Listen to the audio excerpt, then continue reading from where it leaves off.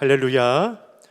권사님들이 함께 예배의 자리를 채우니 너무나도 보기 좋지 않나요? 네, 저만 그렇습니까? 우리 함께 모이니 참으로 기쁨이 됩니다. 우리 뉴욕 기독교회가 참으로 행복하고 이 좋은 교회가 되는 이유는 우리 무엇보다도 우리 교회에 좋은 권사님들이 참으로 많이 계시기 때문입니다. 아멘이시죠?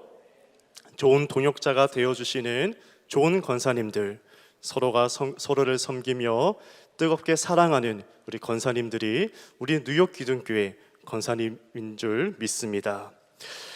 특별히 오늘 본문에서도요, 이 사도 바울이 자랑하는 자신의 동역자가 있었다고 합니다. 저에게도 자랑하는 동역자가 있다면 오늘 권사 헌신 예배이기 때문에 우리 뉴욕 기독교회 권사님들이지 않을까 싶습니다. 사도 바울은 오늘 본문에서 자신이 자랑하고 싶은 몇 명의 동역자들을 함께 소개하고 있는데요. 오늘 우리는 그 동역자들이 누구인지, 또 그들이 어떻게 주의 나라와 하나님 나라에 함께 동참하는 기둥과 같은 성도가 되었는지 말씀을 통해서 함께 은혜를 나누고자 합니다. 가장 먼저 사도 바울에게는 그의 친족인 유대인 동역자들이 있었다고 합니다. 우리가 함께 본문 10절 말씀을 읽도록 하겠습니다. 10절입니다. 시작. 나와 함께 갇힌 아리스다고와 바나바의 생질 마가와 이 마가에 대하여 너희가 명을 받았음에 그가 이르거든 영접하라. 먼저 바울은 골로새 교인들에게 자신의 동역자이었던 아리스다고를 소개하고 있습니다. 바울은 아리스다고를 소개하기를 그는 나와 함께 갇힌 자라고 말합니다. 나와 함께 갇힌 아리스다고라. 헌신된 동료이었던 아리스다고는 사실 바울이 꼭 필요로 하는 곳에는 늘 함께 있었다고 합니다. 실제로 아리스다고는 바울과 함께 감옥에 갇히기도 하였고요. 바울이 전도 여행 중 에베소에서 일어난 폭동이 일어났을 때 그 자리에서도 바울과 함께 고난을 맞이했었습니다. 특별히 사도행전 19장 29절에 이런 말씀이 있는데요. 온 시대가 요란하여 바울과 같이 다니는 마게도냐 사람 가이오와 아리스다고를 붙들어 일제히 연극장으로 달려 들어가는지라. 그는 로마로 가는 배가 파선할 때에도 바울과 함께 있었다고 합니다. 사도행전 27장 2절입니다. 아시아 해변 각처로 가려 하는 아드라무테노 배에 우리가 올라 항해할세 마게도냐의 데살로니가 사람 아리스다고도 함께 하니라. 이처럼 아리스다고는요, 바울이 역경을 겪고 필요로 하는 모든 곳에는 꼭 함께 동참하였던 하나님의 신실한 동역자이었던 것입니다. 어떤 역경도 주의 사역과 복음을 위한 그의 사랑을 약하게 할 수는 없었습니다. 바울은 이러한 동역자 아리스다고를 향하여서 나와 함께 갇힌 자 되었다라고 표현합니다. 즉 이 말은 나와 함께 그리스도 안에서 갇힌 자다, 나와 함께 그리스도 예수 안에서 묶인 자다라는 말입니다. 사랑하는 성도 여러분, 우리 모두가 그리스도 안에서 함께 갇힌 자 되기를 간절히 소망합니다. 우리가 갇혀 있는 것이 은혜입니다. 함께 갇혀 있다는 것은요, 모든 어려움과 역경이 있는 곳에 우리도 함께 하는 것을 말합니다. 우리가 뉴욕 기독교회 권사님이 되고 성도가 되었다는 것은요, 그리스도 안에서 함께 갇힌 자 되었다는 것입니다. 성도가 겪는 어려움 중에 가장 먼저 달려가야 할 사람이 있다면 함께 갇힌 자 된 권사님들이자 우리의 모습인 줄 믿습니다. 주의 복음과 나라를 위해 역경을 겪는 교회와 함께하는 것입니다. 성도가 필요로 하는 모든 곳에는 꼭 함께하는 것입니다. 이것이 그리스도 안에서 함께 갇힌 자 되었다, 그러한 모습을 가진 아리스다고의 모습이었습니다. 바울은 또한 두 번째 유대인 동역자이었던 마가를 소개하고 있는데요. 10절 말씀에 이런 표현이 있죠. 나와 함께 갇힌 아리스다고와 바나바의 생질 마가와 이 마가에 대하여 너희가 명을 받았음에 그가 이르거든 영접하라 라고 말씀합니다. 사실 마가는요, 바울에게 있어서 큰 실수를 범했던 사람이죠. 그런데 그럼에도 불구하고 바울과 다시 관계가 회복되었던 이 동역자라고 할 수 있습니다. 우리가 즉 그 많은 실수를 해도 함께 주의 나라를 위해서 함께 일하는 동역자가 될 수 있다는 말입니다. 마가는 바울의 1차 전도 여행 때 바보에서 배를 타고 저 밤빌리아에 있는 버가에 이르렀다고 합니다. 그런데 그곳에 도착했는데 그곳에서 마가가 갑작스럽게 바울을 떠나서 예루살렘으로 향했다고 합니다. 무슨 이유가 있었는지 전도 여행 중에 나 안 해 하면서 선교팀을 뛰쳐나가 예루살렘으로 가버린 것입니다. 우리가 만약에 선교 여행 중에서 힘을 합치고 또 합치고 기도하고 또 기도하고 복음을 전해도 부족할 판에 한 선교 팀원이 무엇인가 삐져가지고 나 안 해 하면서 뛰쳐나가며 다시 뉴욕으로 도망갔다면 이 선교 팀원들과 이 목회자에게 얼마나 괘씸하게 보이겠습니까? 바울은요, 그때 이런 마가가 얼마나 괘씸했는지 2차 전도 여행 때 마가를 데리고 가는 문제 때문에 바나바와 크게 다투었다고 합니다. 바나바는 바울에게 바울, 이번에 우리가 마가를 데리고 가는 게 어떻소? 바울은 그에 대해서 에이, 그놈 이야기라면 하지 마시오, 이렇게 아마 대답했을 것입니다. 그놈 이야기라면 꺼내지도 마시오. 아주 그냥 나쁜 놈이요, 우리와 함께 일하지 아니한 자를 절대로 나는 데려가지 않겠소. 그러자 바나바가 또 말합니다. 아이, 그래도 한 번 더 기회를 주는 게 어떻소? 아니요, 됐어, 그 친구 얘기는 그만하시오. 아이, 그래도, 아니 그만하래도. 이렇게 바나바와 바울이 서로 싸우지 않았을까, 제가 이야기를 지어봤습니다. 성경의 근거에서요. 그렇게 바울과 바나바는 이 마가를 데리고 가는 문제 때문에 크게 다투었다고 합니다. 그리고 바나바에게 무슨 결심이 있었는지 이 바나바는 이 마가를 데리고 이 키프로스로 향했고요. 이 바울은 실라를 데리고 이 수리아와 이 길리기아 이제 지역으로 향하게 되었다고 합니다. 우리 권사님들이 직분을 감당하시면서 우리가 잘 아셔야 할 부분들이 있습니다. 아무리 선한 일이라도 사람 때문에 서로 갈라질 수 있는 것이 교회의 일이기도 합니다. 여기서 권사님들에게 제가 질문을 하겠습니다. 마가를 빼자 하는 바울이 옳았을까요? 아니다, 마가도 함께 챙겨가자 하는 바나바가 옳았을까요? 바울 편입니까? 아니면 바나바 편입니까? 디모데후서 4장 11절 말씀인데요, 저희가 함께 읽겠습니다. 시작. 누가만 나와 함께 있느니라. 내가 올 때에 마가를 데리고 오라. 그가 나의 일에 유익하니라. 디모데후서 4장을 보면요, 바울의 태도가 변했다는 것을 우리가 알 수 있습니다. 디모데 서신은요, 바울의 이 마지막 서신서인데요, 바울은 자기 생의 마지막 시점에서 마가가 자기에게 유익한 사람이 되었다고 말합니다. 비록 바울은 마가를 데리고 가기를 거부하였지만 바나바는 마가를 오히려 보살피고 용기를 붙돋아 주어서 다시 일으켜 세웠던 것입니다. 그러자 마가는 다시 회복되어서 신실한 복음의 일꾼이 되었고, 골로새서가 쓰여질 당시에는 성숙한 그리스도의 제자가 되어서 바울과 함께 동역하였던 자가 되었던 것입니다. 마가는 이제 바울을 대신해서 골로새 교회로 파송될 정도로 신실한 일꾼으로 성장했다는 것입니다. 바울은 자신과 하나님 나라에 유익한 마가를 보낼 테니 꼭 그를 반갑게 영접하기를 골로새 교인들에게 부탁하였던 것입니다. 성도 여러분, 우리가 그 한 사람의 실수, 그 실수 한 번으로 그 사람의 모든 것을 우리가 가늠할 수 있는 것은 아닙니다. 실수하던 그 사람이 언제 어떻게 하나님 나라를 위해서 무익했던 사람이 유익한 일꾼이 될지는 우리는 모르는 일입니다. 오직 하나님만이 아시는 것입니다.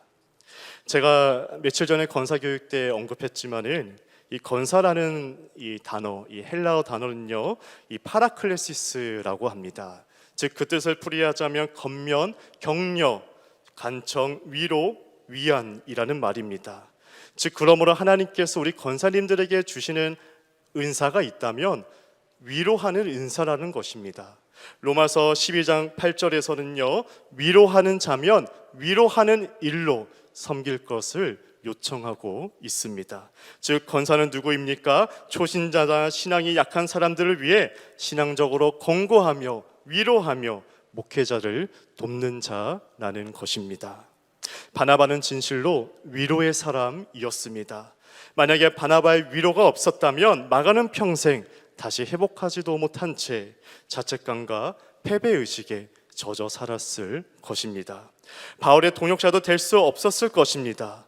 그러나 그를 보살피고 연약한 자라도 실패한 자라도 다시 전도 여행으로 데리고 가고자 하였던 바나바의 헌신과 희생이 무익했던 한 사람을 하나님 나라를 위해 유익한 사람으로 변화시킨 것입니다. 사랑하는 우리 뉴욕 기둥교회 성도님들, 권사님들 여러분, 우리에게 이러한 바나바의 위로하는 은사가 있기를 간절히 원합니다.